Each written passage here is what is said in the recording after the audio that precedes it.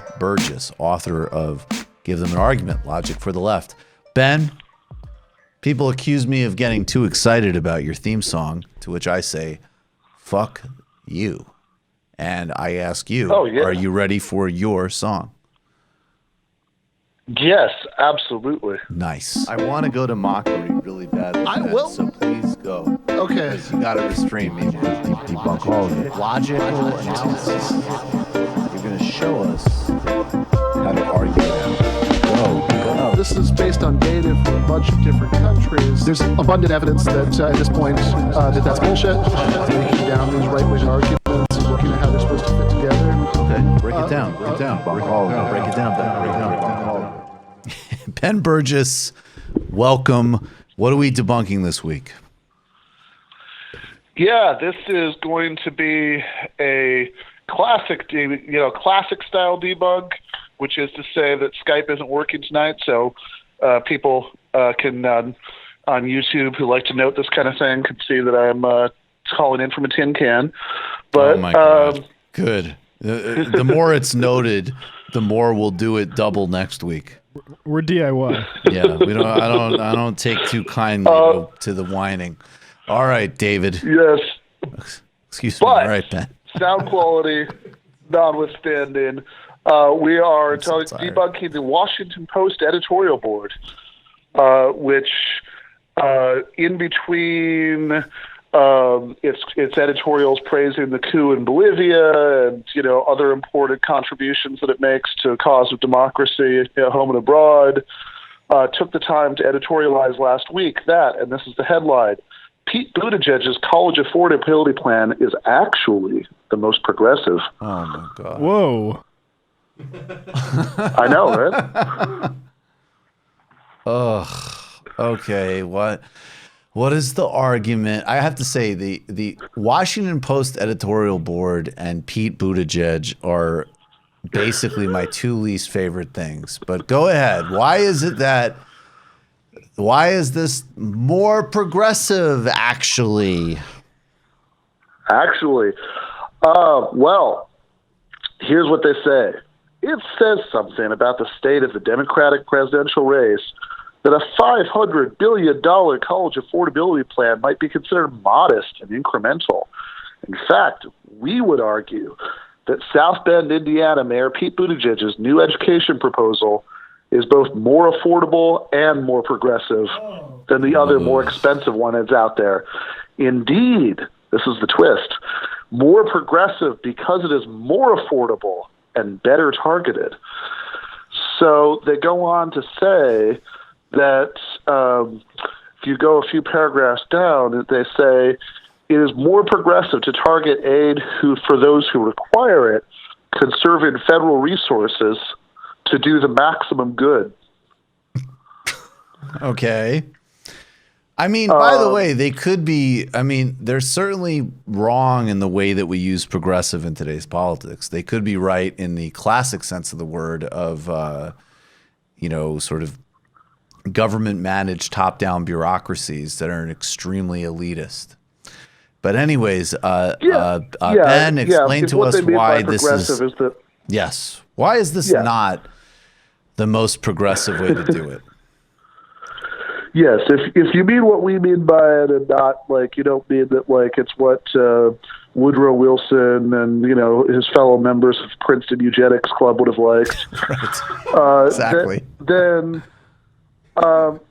this is the thing. So as far as I can tell, there are two things that you could be generous and call arguments here. One of them is this idea that it's, because it's more affordable, it's better, which there's this sort of weird half suggestion that this frees up money to do other things that are important, which is weird because you'd think that if it did that, then there would be some other area, healthcare or somewhere else, where with the money that he saved by with his affordable college affordability plan, Mayor Pete would be suggesting something that way beyond, for example, what Bernie Sanders is proposing. But of course, there are no areas like that. In fact, it's also notable that money for stock image purchasing out of Kenya. Yeah, no, that's true. That's true. You have to, like if you look at Mayor Pete's plans, one thing is that he's, because everybody has to focus. Like you can't just give like huge plans for everything. Even Elizabeth Warren only releases these posts, one or two at a time. So you can't automatically have a plan for everything. And so in this case, Mayor Pete has been very consumed with laying out his big plan for how he's going to uplift Black America and recruiting all of the Black people who support him and gathering them together in places where nobody can find them. But he hasn't really found the time to actually, he says that this would be more affordable, and the Washington Post editorial board says that, well, this is a more plausible and prudent financing plan. But actually, I looked at the plan, and there's nothing, there's an 11-page document that's his plan here. And there's nothing in there that actually explains how this would be financed. So when you say this is better, that the financing scheme is somehow better than the Wall Street transaction tax, for example, that Bernie Sanders is proposing to fund his free college plan, then you're just kind of comparing somebody who actually does have a proposal to just some vague hand-waving from Mayor Pete. But the more important thing, that's all kind of nitpicking. The thing that's actually the core of the issue here is that we do, in fact, have evidence, some might say data from a whole bunch of different countries, that shows that universal programs have obvious political advantages over non-universal programs. So if what you mean by more progressive, which in whatever vague sense the Washington Post editorial board seems to mean when they say, well, it's more progressive because it's better targeted. Well, this second argument seems to be that somehow it's going to be more helpful to the people who need it most if it's just for them, which ignores some pretty obvious ways in which it's actually much worse for the people who need it most if it's just for them, like the fact that every time we've ever had any kind of means-tested assistance for anything, it always leads to stigmatization for recipients. There's a reason why people aren't really going into grocery stores showing off their SNAP cards, so everybody can be jealous of, how they have this thing that's just for them and not for everybody else. And also, programs that are means tested tend to be much more politically vulnerable than programs that are universal. This is something we've talked about before. And honestly, one would think that by the time one got to the point in life where you were a member of the Washington Post editorial board, you'd really have no excuse for not knowing this. I was going to say, research tip for Washington Post editorial board, Washington Post editorials from the 1990s on welfare reform. Right. Little pro tip there. Yeah, exactly. So because, aid to families, dependent children was targeted to those who needed it most, it was easy for right-wing Republicans and then Clintonite third-way Democrats to demonize the recipients, welfare queens, these lazy parasites, all this stuff. And it was very easy for them to rip up those benefits in the 90s, whereas universal programs, because they're universal, they aren't treated as taxpayer-funded charity that's like, oh, this is something you're being asked to do for these other people. They're framed as rights, and if people expect that they're going to get something as a right just by virtue of being part of society, they're going to fight to keep it, which is why when you have like universal health care, for example, in Canada or Great Britain, even the conservative parties in those countries have to pretend to support it, because once you have a universal program in place, it's very hard to take away. Not impossible, but there are examples, but it's clearly much harder. And even in domestic American politics, just to put a bow on that last point you made, the Washington Post editorials for the 90s on welfare reform contrast those to the non-existent Washington Post editorials calling for, say, the abolition of Social Security or Medicare for seniors. Well, and I think they will call, I'm sure you could find a huge amount calling for cutting Medicare and Social Security.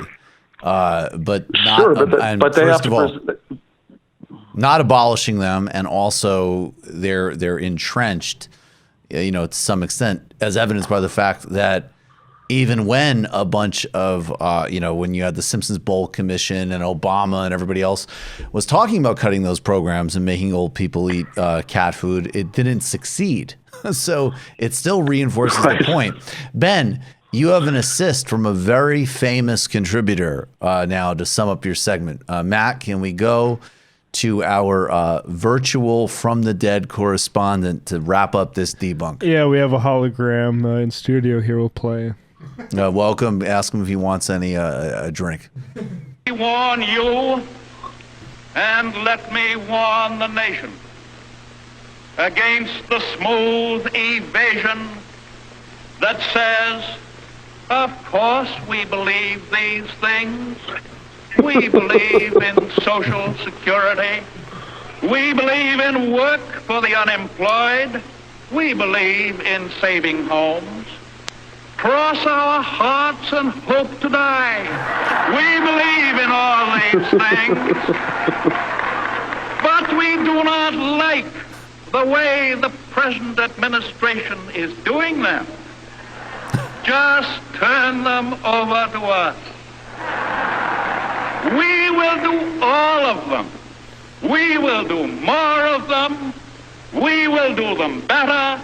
And most important of all, the doing of them will not cost anybody anything. Wow. So from the ropes, FDR summing up tonight's debunk with Ben Burgis. Yeah. No, that's pretty amazing. If Mayor Pete were capable of shame, he might feel some. I'm gonna guess no. Mayor Pete, by far. I look. We all know I have no time for any Yang bullshit. I don't have time for any Tulsi bullshit. I don't have time for any Warren bullshit. And obviously, I don't have time for any Biden bullshit or any, down the list. Everybody besides Bernie sucks. Hard stop. But I can officially announce at the conclusion of this segment that my least favorite person running for president on the Democratic side is hands down Mayor Pete. He is awful. As it should awful. Be. I mean, now that he's he's rebranded himself after pretending that he was going along with a lot of Bernie-cratic kind of things, and then that didn't work out well for him, and he got a bunch of donors for doing basically what he's doing now is it's basically Biden's content, except that whereas Biden, as his brain melts through his mouth, at least has a certain kind of charm of authenticity that, yes. as he's babbling about corn pop and everything, at least at least he's probably saying some stuff that he thinks. It wasn't focus group before he said it. Right. I agree. All we need is for Biden's senility to pull well, and all of a sudden Buttigieg will be like, I actually have early Alzheimer's. Ben Burgis, I appreciate your time. As always, the book is Give Them an Argument, Logic for the Left. Check out Ben's Patreon page. He also teaches philosophy and logic at Perimeter College at Georgia State University. Ben, thanks a million as always, brother. All right, thank you so much. Thanks. Bye. You just watched a Michael Brooks Show video. Subscribe to get them all. Why wouldn't you? Don't be foolish. Click subscribe below and become a patron as well. Patreon.com/TMBS. Thanks, everybody.